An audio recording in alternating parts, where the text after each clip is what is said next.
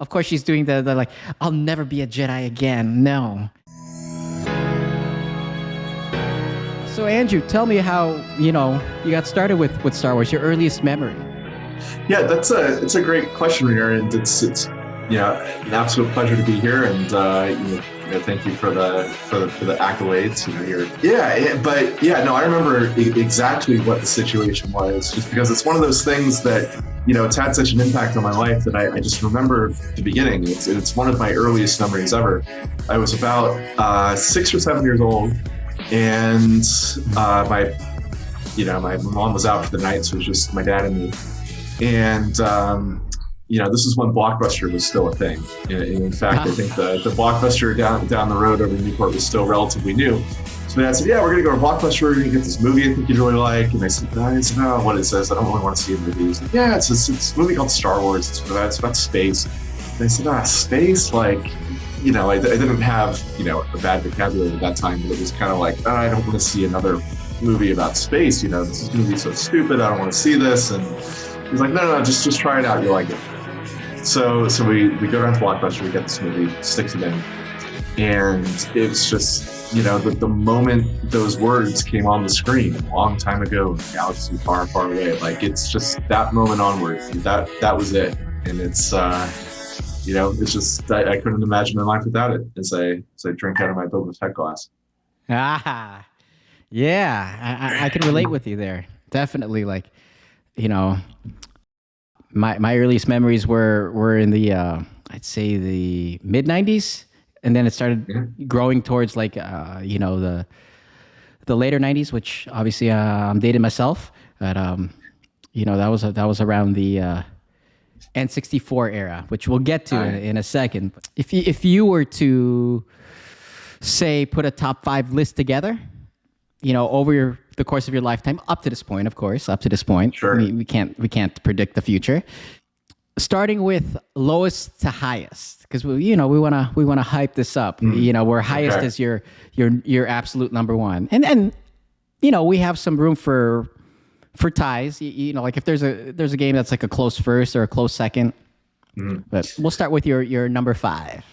Well, Battlefront 2 has to be my number 1, of course, but no, only because it was that loot box experience that really drew me in back into Star Wars gaming. And my earliest Star Wars game memory has to be, so I'll put this probably at number 5 on the list, would be SNES Super Star Wars, because because we got a Star Wars we got a Super Nintendo for the first time when I was in 2nd grade. It had been out for a couple years before then, but we didn't have one up to that point, so we got one, and my parents knew I was a Star Wars fanatic by that point, so they made sure that they included Super Star Wars on that. And I remember that game was so hard, and at least for a 2nd grader, and I remember I don't know if you played it, Renier, but a little bit. Yeah. All right. But yeah, I remember that there was, just those first 2 levels, I think we played over and over and over again. See, because you couldn't save the game. And so, that's right. Right. So it was however far you got. You had to start all over the next time, unless you, unless you had like a Game Shark with a, whatever code you could put in there. Yeah, so I remember I had that, and then I tried out Super Empire Strikes Back when it came out a couple years later, and that was just impossibly hard. I remember that. Yeah, but back in never got to Super Return of the Jedi. But when I was in college, see, I think the statute of limitations is passed now. So when I was in college, I had an SNES emulator, and that I won't say where I got it from. And so then I started playing back through Super Star Wars, and at that point you could use the emulator to save the game. So then I got much further. Oh yes. Yeah, but I never actually finished it. Oh, so up to this point, it's still incomplete. Yeah, still incomplete. So maybe that's a future episode. We'll get yeah. We'll put that down on the list. But it was funny. Yeah, but it's funny because watching, there's this one level, I don't know if you remember, and I can talk about this game probably for our whole time here, but there's this one level that's a sand crawler, and you're playing Luke, and you have to go rescue R2-D2 and C-3PO or something. So you have to get you have to climb up the sandcrawler, and then you have to like fool around in the sandcrawler to like get to what you need. And this is Luke in his it is pre-Jedi. The white attire, Yeah. like the white attire, Yeah, right? yeah, in the white attire, Young right? Luke. Right. Yeah, very young Luke. He's just met. Like, I don't think he's even met Obi-Wan at this point of the story. Yeah. So he, but it was funny when I was watching. And this is all kudos to Jon Favreau. When I was watching the first season of The Mandalorian, where he has to go up the side of the sandcrawler, like it was basically a recreation of that level, which was. Oh. Yeah. Yes. In A Mandalorian. I remember it now. You've just refreshed my memory. And and we'll get back to we'll get back to The Mandalorian when I get to my top game, which I think you can probably predict what it is. But a lot of my favorite Star Wars games are really just based around memories and stuff, you know. So yes. I remember So I remember Super Star Wars because I remember playing it with my brother and sister, and then playing it with my buddy Clay, because he played through all of them. Yeah. And this is when we were in like second or third grade. And so next one, I'd say probably number 4 on the list. It's got to be Episode 1 Racer, because that was pod racing? The pod racer game. On N64? No, I played it on an N64 actually with Clay when it came out, but but I didn't. But I had it on the PC. I got it on the PC, like back. Christmas. Oh, okay. Yeah, and I remember I remember playing it on that. Yeah, so I had a let's see, on a PC, and I had it. I had a joystick, and then I eventually figured out how to play it on the keyboard. And I remember I would sit. I played it for a little bit when I was a freshman in high school, like through that freshman year. And like, again, memories, because I would play it, you know, with friends and things. We'd go to each other's houses and stuff. And then when I was later on in high school and I was using the computer to take notes, I was one of the first people to do that, actually. And I would sit in the back of the class. Like, this is like after AP tests and stuff. Like, so once like the tests were done and like we didn't really have a whole lot going on in the classes and all that kind of stuff. So I'd sit in the back of the classroom and I would just play the Episode 1 Racer, and like kids would like kind of like surreptitiously kind of like look at me playing it and stuff. And that was so that was fun. And so then I'd say tied at number 3 would be the Episode 1 game that followed the plot. So it's actually 3 tied at 3. Yeah, the Phantom Menace that followed the plot. Game. Okay. Yeah, that was a lot of fun. Because that, again, awesome. Memories. I would play that in the back of the class, and you know, it's just a lot of fun memories playing that one. But also tied with that is the original Battlefront 2. Original, like the ones that like Xbox before the EA took over, right? Right, before EA took over. So I just sort of have really fun memories of playing that with my friends in college. You know, in the fraternity house, we played those together. And then let's see, God, there's one more with that. The Dark Forces games, of course. Oh, yeah. Especially Jedi Outcast. That was a ton of fun. I played that a few times over the years. Yeah, number 2 is X-Wing Alliance, which Squadrons is kind of a spiritual successor to.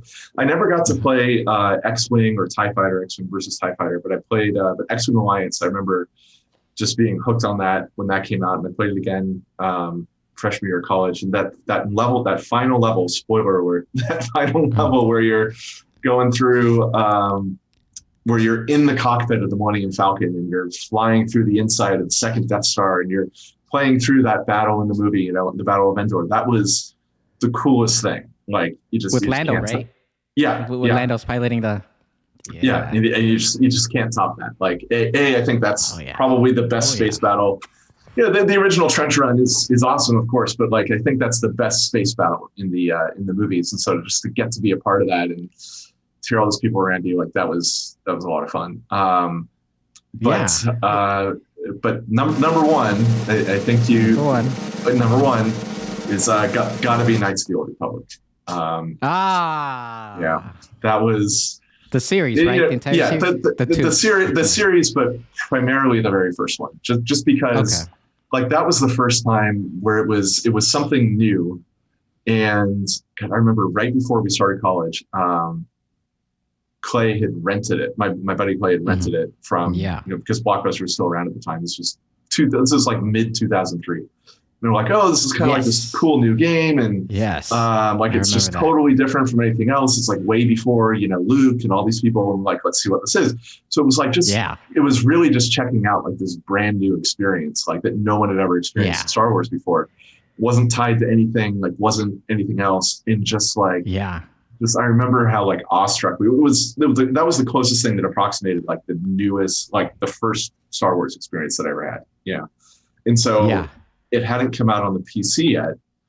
And I remember that whole first quarter of college, just following all the news and like watching the trailers. And that was like one of the first games that had like a really cool trailer that came out. I remember that. Yeah. And it was like you're really part of this like Star Wars. So like you see Cartho Nassi up there in the cockpit saying, oh my gosh, we got to go fight off these, these fighters and all these things.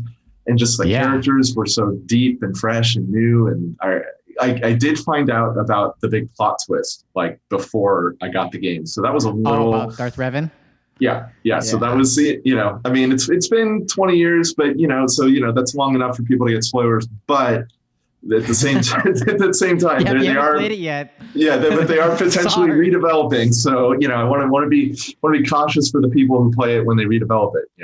But and for the next generation, So right. But it was that big twist I knew about. But still, when you saw it, like I remember those were my first couple college all-nighters. Was just playing that game. And just meeting the characters and just playing it through a couple times and being so excited when the second one came out. And it was a little bit of a disappointment, but it was good. And then, a few years ago, I played through, most of the story for the Jedi on the Morpeg that came out. And that was, it was fine. Like that's definitely, that by itself is not really in my top 5. Like it was fun, like it was good memories and stuff, but it wasn't. Are you referring to the Old Republic? Yes, the Old Republic. One you're okay, the Old Republic. Okay, the MMO one. Okay, same here. I never really got too much into it. It was supposed to be like a MMO version of Knights of the Old Republic, but right. That's right. And it took place because it's very disappointing because there was supposed to be a third Knights of the Old Republic, but Obsidian had gotten so rushed by LucasArts doing the second one that the game didn't come out the way it should have. And I've since played through.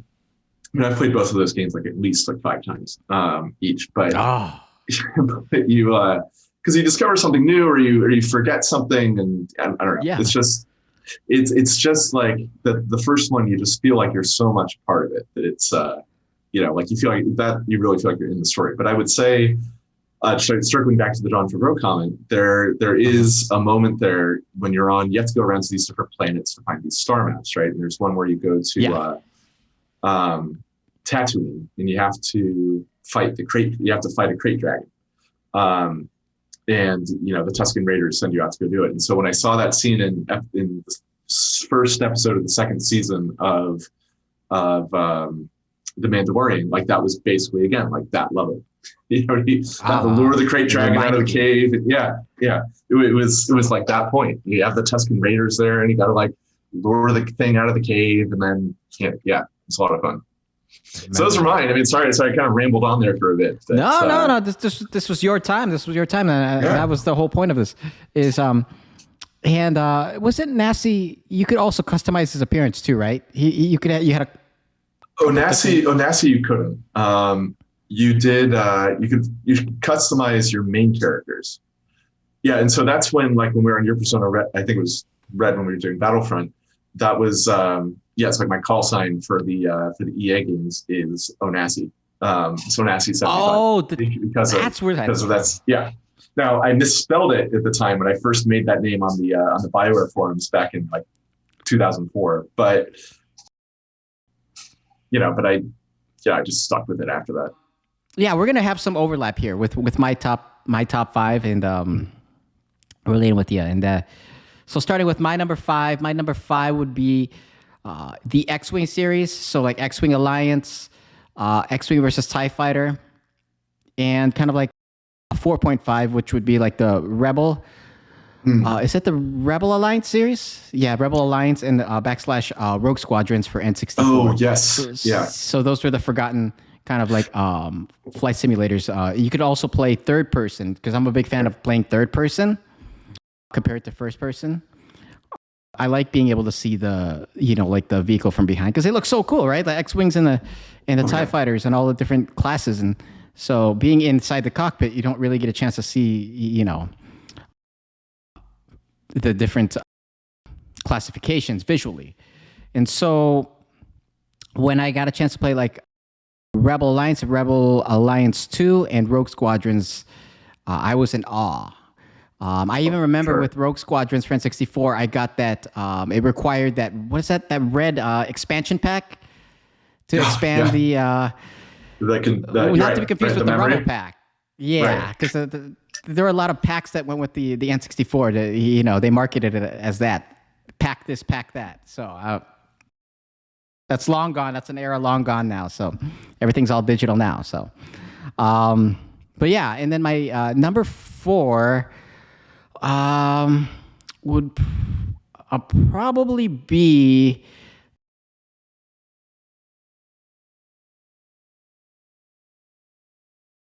what's the name of that game?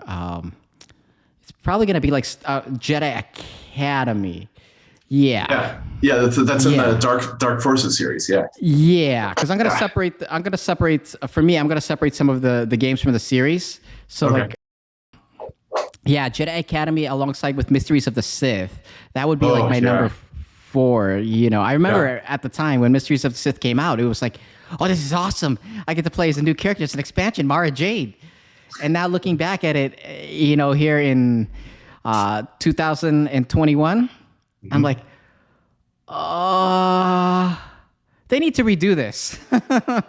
Something's, but Kyle Katarn, he aged well, like in terms of not just like the physical age, but like in terms of the graphically, like the visual graphics in his story, like. Oh, for sure, I mean that reminds me, which I didn't share, that was another experience in in college.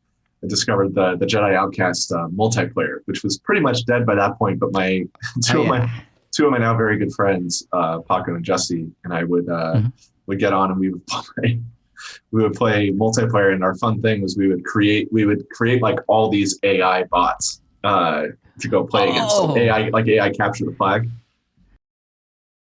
Yeah, it's like in the way this programming was done it was just ridiculous. You'd have Mon Mothma going picking up a stormtrooper rifle and like just blasting everybody. It was great. I remember that, and I relate with that too.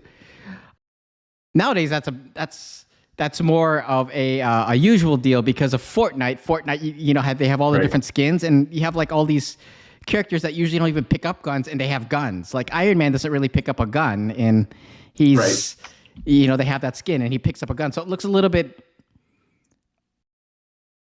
jarring at times. You're like, Iron Man with the gun? He usually uses his photon blast, and so a little bit off subject there for this episode. And then number 3 would be Shadows of the Empire. That's another good one. With Dash Rendar, who was another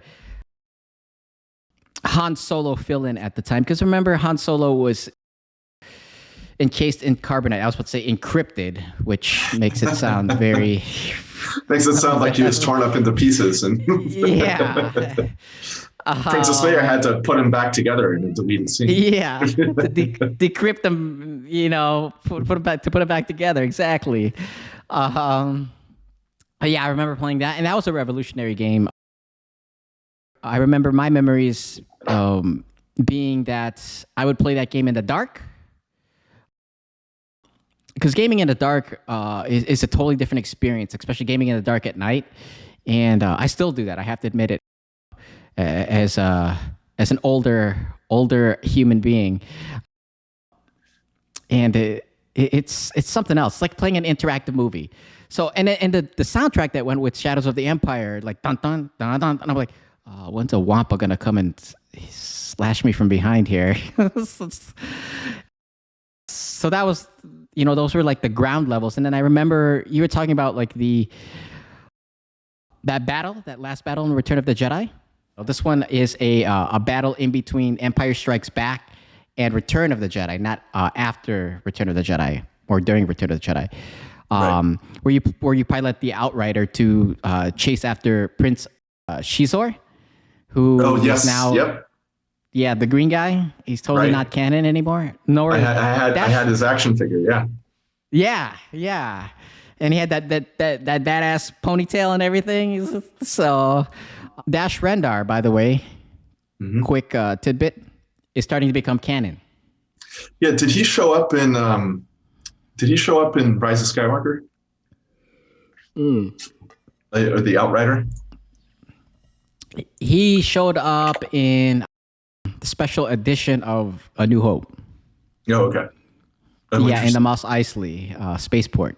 But it's so obscure, like it's obscure and even peculiar.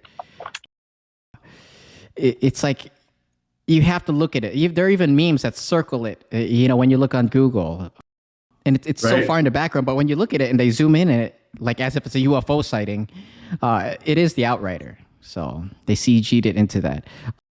How Dash Rendar now in the Disney canon of Star Wars is. How he became part of that now is he was briefly mentioned in the Solo journal. That was like I see that. Yeah, a compliment to the movie, but he never really appeared, not yet at least. And then there's a fan petition, I believe, that is looking to get Kyle Katarn. Yeah, I was going to say version of him back. He's going to say pop quiz. If you had to choose between Dash Rendar and Kyle Katarn, what are you going to do? Oh, if I have to choose between the two? Yeah. Oh, Kyle Katarn all the way. Yeah, for sure. And Kyle Katarn, what makes him the winner here is that it's his. If they keep the same Kyle Katarn. Disney could make their own version of him, but if the Dark Forces Kyle Katarn comes back all the way to like the Jedi Academy Kyle Katarn, then that is a story arc that he started off as like a Dark Trooper, I believe, and then became a mercenary. Yeah, he was he started off as an Imperial officer, I think, and then he left. Yeah, and then he left, and he was investigating the Dark Trooper project. So they've kind of undone like that bit of it with most recent Mandalorian episode with the Dark Troopers and stuff, but you never know. Yeah, and then he became a Jedi that went after Jarek, and then because his father. Yeah, it turned out his father was Force sensitive, or had that friend Q, which. Yes, and his love interest. What was her name again? Jan Ors. Jan Ors. Yeah. Okay. Yeah, she was I was gonna say Jane. Yeah. Between Jedi Knight and Jedi Outcast, because that's my number two. Those are both my number two. Did you notice that in Jedi Knight they used real life, like actors for the cutscenes, and then which was really cool. And then in Jedi Knight 2 they stopped, and I'm like, why did they stop? I think that worked out, but I think that it worked out better because it felt more cohesive. Like more like you were playing through a story, Okay. Oh, with the live characters or with the with the cartoon, with kind of the animated characters. The animated in the second Jedi Knight 2, and then they upgraded the graphics. You could tell there's a graphical upgrade from, because it's like a 5-year difference. Yeah. In the thing too, there was like I have many fond memories of playing Dark Forces 2 Jedi Knight, but. The issue there was like the only way you got Jedi powers was by finding all the secrets in a level. And so if you were terrible like I was at getting through these levels and finding secrets, like you never really got good Jedi powers. So they changed that nicely in the second one. Yeah, I remember that too. In 97 when Jedi Knight came out, or to be specific, Dark Forces 2 Jedi Knight, which is so confusing because it's like Dark Forces 2 Jedi Knight, then Jedi Knight 2 Jedi Outcast, and then Jedi Knight 3 Jedi Academy. I'm like, so it's kind of that's where the Fast and the Furious franchise got their naming ideas from. Furious 7, furiously 10, fastest 12. Yeah. They're not even at 12 yet, but the most furious, the faster, most furious, the most fast.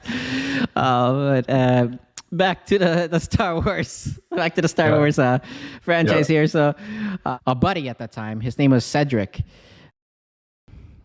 and this was back in the time. Cedric Yarborough.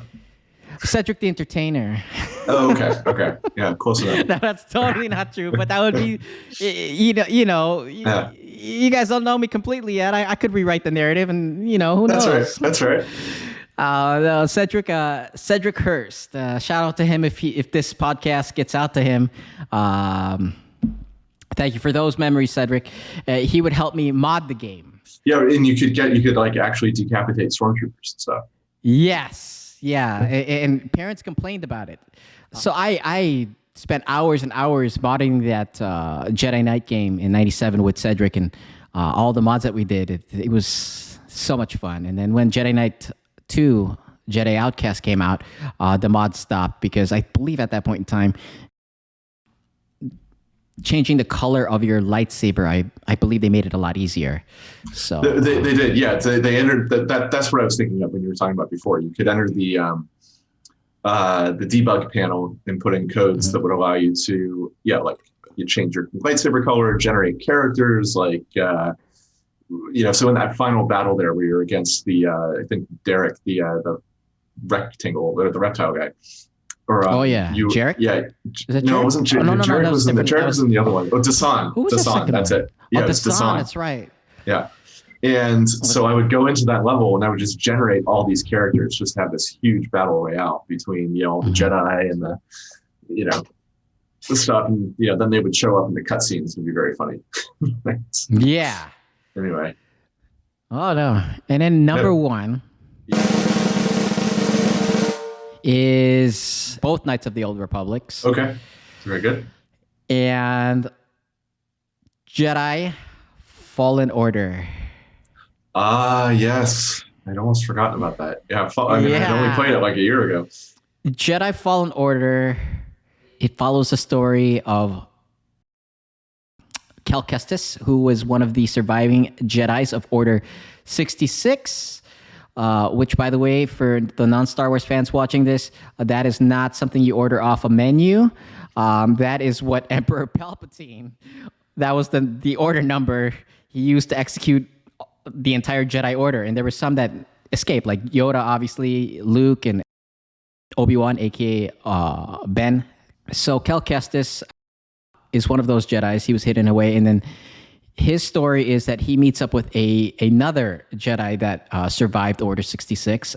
She was tortured by the Empire, but she escaped and was able to form kind of her own crew. I can't remember, what was the four-armed... the four-armed guy. Her name, I think, was Cere, right? Cere, yeah, with the C. Right. Cere. And then I don't remember his name, but he was fine. Yeah. And she was a fallen Jedi. Like, she had stopped practicing being a Jedi, but who stops practicing being a Jedi? It's like I don't know, it's like riding a bike. You never really forget riding a bike. You know what I mean? So when she met Cal Kestis, she's like, of course she's doing the like, I'll never be a Jedi again. No. Right. And then Cal Kestis just kept asking her month after month. I believe it was months in the game. Like, I think months had passed in that game. For the storyline, and finally she's like, "Fine, I'll train you. You will start a new Jedi Order," which I don't believe really started, because if we look at because this happened between Empire. Is it Empire? And Return of the Revenge of the Sith and New Hope. Oh, that's right. Yeah, and A New Hope. So Darth Vader already existed in this world. He's Darth Vader in his he's rookie Darth Vader, year one Darth Vader, basically. Oh, that's right, because we faced him. Right, because he faced him. Yeah, it was within 5. It was 5 years after Revenge of the Sith. Okay. Oh, so it's year 5 Darth Vader, which he's starting to get in his prime years. So yes, so it's about 15 years before A New Hope. That makes sense, because he was in that game like. He was like jumping. Like, I'm like, I don't remember Darth Vader jumping in A New Hope. Yeah, so, exactly. Yeah, it was. Yeah, I mean that was a great like all those characters had really good arcs in that with like kind of the like the guilt that Cal felt and the guilt that Siri felt, and okay, I guess most of the story arcs were about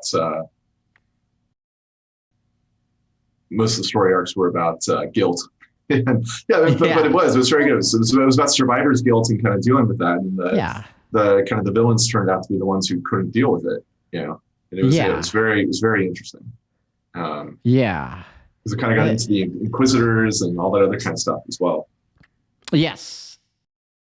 For the viewers also wondering about the Inquisitors, they were also introduced in the Clone Wars, as well as the Rebels animated series, which is on Disney Plus. Unofficial sponsor. They're not sponsoring this episode, but quick plug for Disney Plus. Check it out. Check it out. Because those are canon to Disney Star Wars canon, that is. And now they connect to The Mandalorian because Ahsoka Tano appears. And now, of course, Ahsoka is now spinning off into her own series. So that's another episode on its own for your Persona that we can talk about. Absolutely. Yeah, so I'm excited in terms of the, where the Jedi Fallen Order series is going, because it's been confirmed that there's going to be number 2. But as you know already, EA no longer exclusively has the rights to Star Wars, and Lucasfilms recently said we're taking back the Star Wars franchise and we're going to start helming it again. Like, we're going to start deciding who we're going to collaborate with. So I believe my understanding, and then let me know your thoughts. EA is still going to be doing Star Wars games, but it's not exclusive. And then I think they're doing a open world Star Wars game with, they meaning like Lucasfilm. It's called Lucasfilm Games, which is basically a rebrand of LucasArts, which made, the games in our top 5 here, like the Jedi Knight series, Dark Forces series. Right. Ubisoft is going to be working with Lucasfilm Games to do the open world Star Wars game. But yeah, Andrew, what were your thoughts? I was going to say that's not bad for Ubisoft. I mean, EA really kind of, it's an interesting story. They did some interesting things. Jedi Fallen Order was great, and but it'll be interesting. But I think it's better to have. Some kind of some kind of competition. Tends to make things better.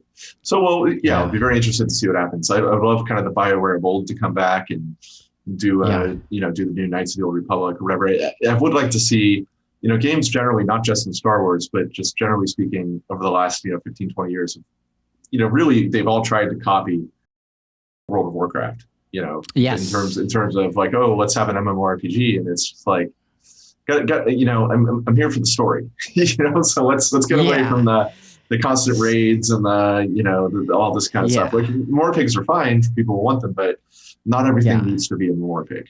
Yeah. So, anyway. And same with Battlefront and 1 and 2. It's like, I agree with you. It's like, they were attempting to build off that trend, but Star Wars is, like you were saying, Andrew, is more known for like the cinematic, campaign and stories. It's more of a story-based franchise. Yeah. And certainly there's a place for it, for those kind of games. I think Battlefront's great. It's a great niche for that kind of like battle royale kind of stuff, and it's really fun to do in the Star Wars universe. But let's get back to some more RPGs, which are having kind of a renaissance at this point, as well with Pillars of Eternity, the original Sin games. God, what was I just playing the other day? I was just replaying. Baldur's Gate 2, which is another great one. If you haven't played it, I know that Baldur's Gate 3 is coming out soon. There's a lot of 3s coming out. Like, we were talking about Knights of the Old Republic 3. I believe that's coming out. That's confirmed. Which would be kind of a soft reboot, I think. But because they got to bring it into canon. But, and it will be good because it should be parallel to the High Republic Star Wars film that will be coming out too. So. Yes, and I've just I just got the new High Republic book on Audible, but I haven't listened to it yet. So we'll see. But I've heard it's good. I've heard it's a very interesting, very new take on that stuff. Yeah. So anyway, that'll be something for Oh no, you're good. That'll be something for our next episode. We'll talk about the High Republic storyline, since it's not really too familiar, because that's away from the Star Wars Skywalker saga. They're getting away from that, since now like the 9 episodes as well as the animated series have been revolved around the Skywalkers. Now I think these new movies are going to be revolved like thousands of years prior to that. So you know, in a future URPERSONA Blue episode, we can focus on the High Republic stuff. Oh, yeah, it's funny, and it's funny just to kind of put a pin in that for a second, or before we put a pin in that.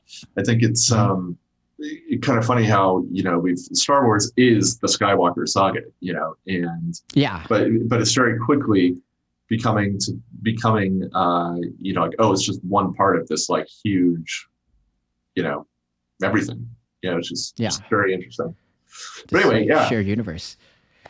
So now we've talked about your top 5, my top 5. Well, how about it? How about we, you know, do a little bit of gaming? You know, one of the newer games. I know we were talking about the X-Wing series. So one of the newer X-Wing games is Star Wars Squadrons, which is by EA. So let's do it. Let's do it. I'm already here in my cockpit. Let's get it going. Yeah, you've been here you've been ready to go the whole time. You're ready to launch.